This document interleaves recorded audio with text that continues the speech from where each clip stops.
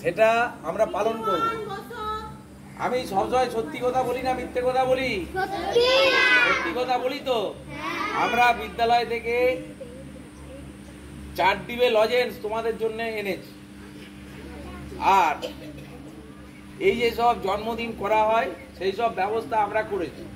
ওর বাবা মাকে ফোন করেছিলাম যে আরাধ্যা মাকে ফোন করে বললাম, আরাধ্যার মা, আপনার মেয়ের জন্মদিন, অন্তত আমাদের ছেলেগুলোকে একটা করে রসগোল্লা খাইয়ে দিন, আর মাস্টারমশাইদের জন্য একটা করে 50 টাকা পিস ল্যাংচা খাওয়ান, আমরা তবেই ভালো করে আশীর্বাদ করব। তার পরিবর্তে ওর বাবা মা কিছুই দিল না।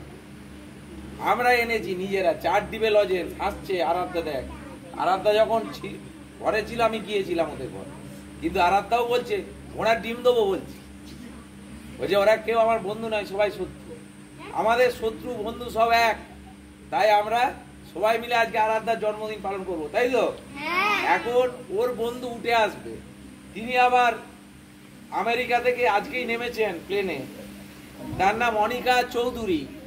Please come here. আজকে আমেরিকা থেকে নেমেছেন আমাদের ছাদে। উনি কিভাবে বরণ করছেন দেখুন আরাধ্যা ঘোষালকে। নিন, বরণ করুন। ডানাতে করে নয়, বাঁহাতে করে। হ্যাঁ, নিন। ওই ক্যামেরার দিকে তাকান। ঠিক আছে, জোরে হাততালি একবার।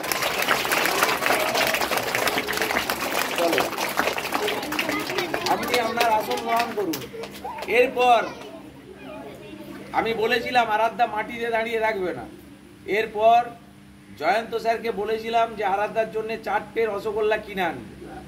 এসে জিজ্ঞাসা করলাম, জয়ন্ত স্যার লজেন্স কিনে, এই রসগোল্লা তো কেনেনি, 4টে সে কি বলে টিকটিকির ডিমও কিনে আনে।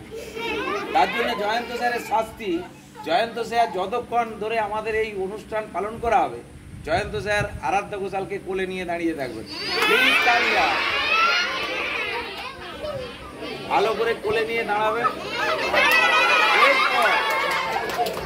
জয়ন্ত, হ্যাঁ, এরপর ওনাকে মাথায় হাত দিয়ে আশীর্বাদ করবেন আমাদের স্কুলের সবার প্রিয় ম্যাডাম মুনমুন ম্যাডাম। কিভাবে আশীর্বাদ করবেন মাথায় হাত দিয়ে উনি শিখে নেবেন।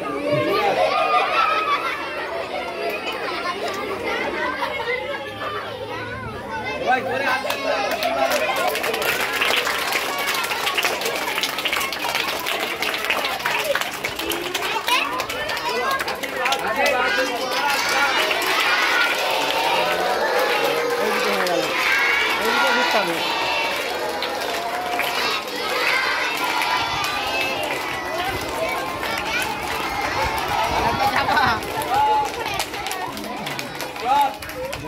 এরপর আসছেন আশীর্বাদ করার জন্য। পরে আমাদের হেড স্যার আসছেন।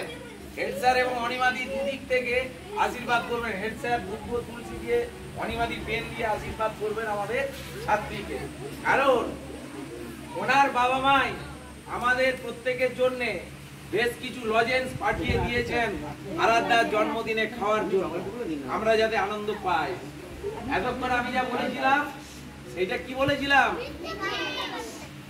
সত্যি কথা। দেখো, চলো আরেকবার হাততালি দাও।